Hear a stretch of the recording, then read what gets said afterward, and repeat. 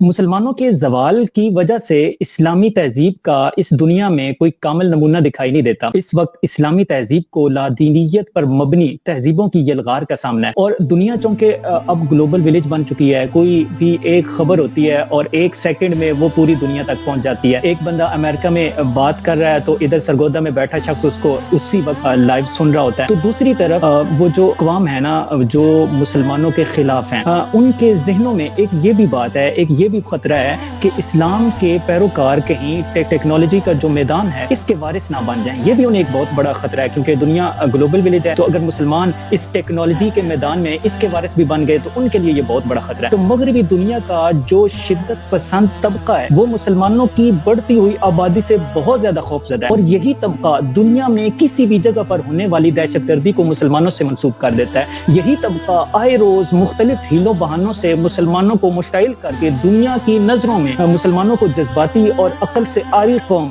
दिखाने के पे दर पे चक्रों में होता है। यही तबका है, ये मुसलमानों के शिद्दत पसंद खास लोगों को दहशत गर्दाना कार्रवाइयों की तरगीब देता है और फिर ववेला मचा देता है जी शिद्दत पसंद लोग हैं मुसलमान। मगरबी दुनिया में मुसलमानों की तहजीब का बाइकाट किया जाए, यानी स्कॉफ वगैरह पर ये जितनी भी मुसलमानों की जो भी चीजें हैं, पूरी तहजीब को रुकावट बनने का ये शिद्दत पसंद लोग सबब बनते हैं। और यही लोग 2007 में नार्वे के अखबार में इन्हीं शिद्दत पसंदों ने पैगम्बर इस्लाम के तौहीन आमेज खाके बनाए। 2010 में इन्होंने इंटरनेट पे पैगम्बर इस्लाम के इन्होंने खाके बनाए और मुसलमानों के जज्बात को मजरू किया। ये असल में ये जो तबका है ना, ये मुख्तलिफ हीलों से मुख्तलिफ बहानों से मुसलमानों के जो जज्बात हैं उनको मजरू करता रहा। डॉक्टर मोहम्मद ताहिरुल कादरी ने इन तहजीबों के माबैन नफरत के खात्मे और अमन के लिए जो खिदमात दी हैं, जो 73 साल जदोजहद पर मुश्तमिल है, मैं उनमें से चंद एक आपके सामने रखता हूँ कि डॉक्टर मोहम्मद ताहिरुल कादरी ने मुसलमानों और ईसाइयों के माबैन नफरतों के खात्मे के लिए मुस्लिम क्रिश्चियन डायलॉग का इनेकाद किया। इसके अलावा ईसाइयों को मिनहाजुल कुरान में खुशामदीद का और इबादत का मौका फराहम किया। तमाम मज़ाहब को जमा करके आलमी अमन की दुआ की। मोहम्मद सल्लल्लाहु अलैहि वसल्लम पैगम्बर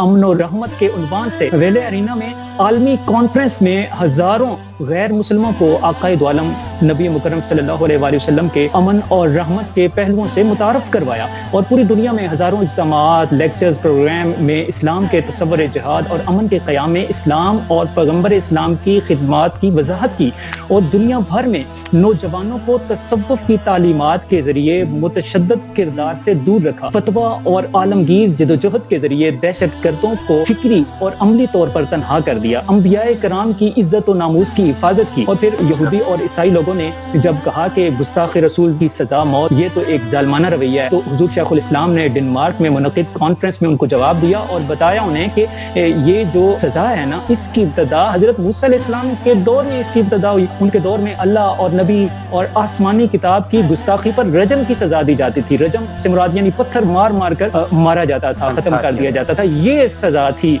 हजरत मूसा अलैहिस्सलाम के दौर में।